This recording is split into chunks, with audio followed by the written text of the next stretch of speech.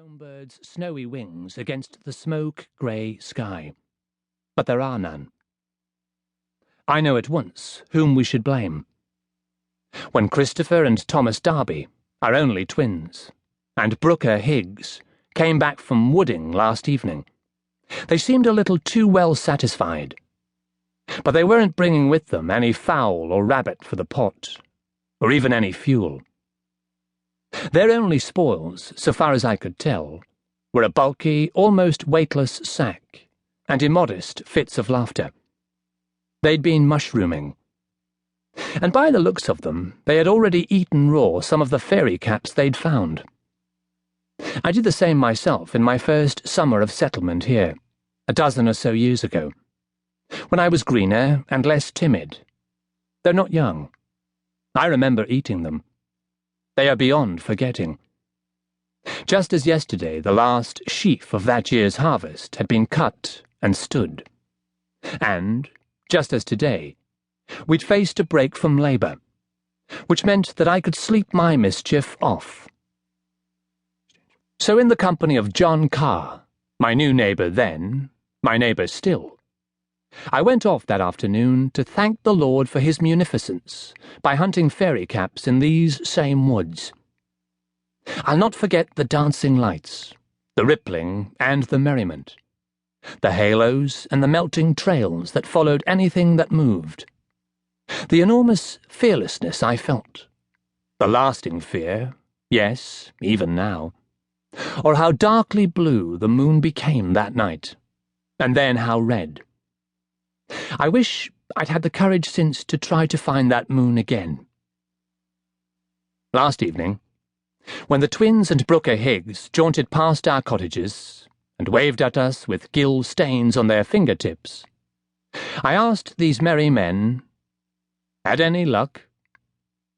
They bared their sack of spoils at once, because they were too foxed and stupefied to conceal them, even though they understood my ancient closeness to the manor house. I pulled aside the dampening of leaves and inspected their few remaining fairy caps, saved for later revels, I suppose, plus a good number of golden shawls, which, stewed in milk and placed inside a dead man's mouth, are meant to taste so good they'll jolt him back to life. Accounting for the bulk of their sack was a giant moonball, its soft, kid-leather skin already smoking spores, and far too yellowy and dry to cook. Why had they picked it, then? Why hadn't they just given it a satisfying kick? What kind of wayward lads were these? Here's what took place. This is my reckoning, calculated without recourse to any constable or magistrate, and just as well, because this place is too far off from towns to number such judicious creatures among our livestock. We are too small, and getting smaller.